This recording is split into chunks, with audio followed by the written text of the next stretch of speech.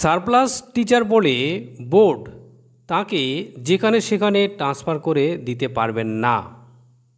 তিনি যে নির্দিষ্ট জায়গায় আবেদন করেছিলেন আগে তার প্রায়োরিটি দিতে হবে। হ্যাঁ বন্ধুরা, এমনই একটি গুরুত্বপূর্ণ কোর্ট অর্ডার বলবো, সেটা সামনে এসেছে। দেখুন বন্ধুরা, 8/7/2024 সালের এই কোড নম্বর 13 এখানে দেখুন আব্দুর রহমান মল্লিক, যিনি কোর্টের দ্বারস্থ হয়েছিলেন, কারণ তিনি সারপ্লাস টিচার এবং সেজন্য তাকে অন্য স্কুলে পাঠানো হয়েছিল, যেখানে স্কুলের সমস্যা রয়েছে, মানে টিচারের সমস্যা রয়েছে, সেখানে তাকে পাঠানো হয়েছিল। কিন্তু তিনি এর আগে ট্রান্সফারে আবেদন করেছিলেন। তিনি যেহেতু ট্রান্সফারে আগে আবেদন করেছেন, তা সত্ত্বেও তিনি সারপ্লাস টিচার হওয়ার জন্য তাকে কিন্তু সেই ট্রান্সফারের কোনো সাড়া দেননি বোর্ড, বরঞ্চ তাকে অন্য স্কুলে পাঠানো হয়েছিল।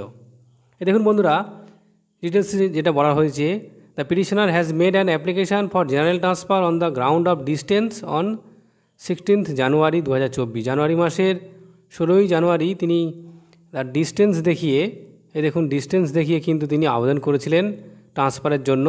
কোথা থেকে? Sonamukhi circle to Indas circle within the Bankura district. Bankura ডিস্ট্রিক্টের মধ্যে তিনি ট্রান্সফার চেয়েছিলেন, সোনামুখী থেকে ইন্দাসের মধ্যে।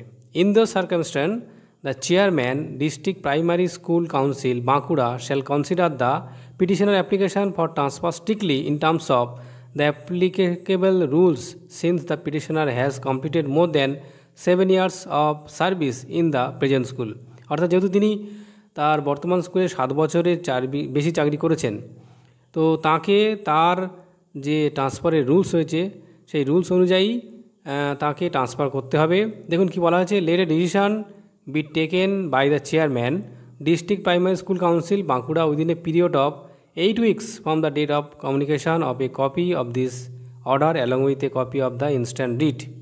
অর্থাৎ এই অর্ডার পাওয়ার পরে তাকে 8 সপ্তাহের মধ্যে তার যেখানে তিনি ট্রান্সফারের জন্য আবেদন করেছিলেন তাকে ট্রান্সফার দিতে হবে। তাকে জোর করে যে অন্য কোথাও ট্রান্সফার করা হয়েছিল সেটা কিন্তু করা যাবে না। Petitioner any stop gap arrangement under which the petitioner has been temporarily posted shall not stand in the way of consideration of his application for transfer. অর্থাৎ স্টপ গ্যাপ যে অ্যারেঞ্জমেন্ট হিসাবে তাকে অন্য স্কুলে পাঠানো হয়েছিল টেম্পোরারিলিভাবে, সেটা কিন্তু তুলে নিতে হবে।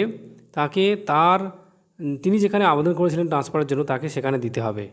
এই দেখুন, with the opposed direction the instant writ petition shall stand dispose of. তো বুঝতেই পারছেন, মাননীয় বিচারপতি ছিলেন রাজাশেখর মান্থা। তো এখানে পরিষ্কার বলা হয়েছে, সারপ্লাস হলেও কিন্তু তিনি যদি আবেদন করেন ট্রান্সফারের জন্য, তাহলে তো অবশ্যই সেটা আগে বিবেচনা করতে হবে, তারপরে তাকে অন্য কোথাও ট্রান্সফার দেওয়া যাবে। ধন্যবাদ।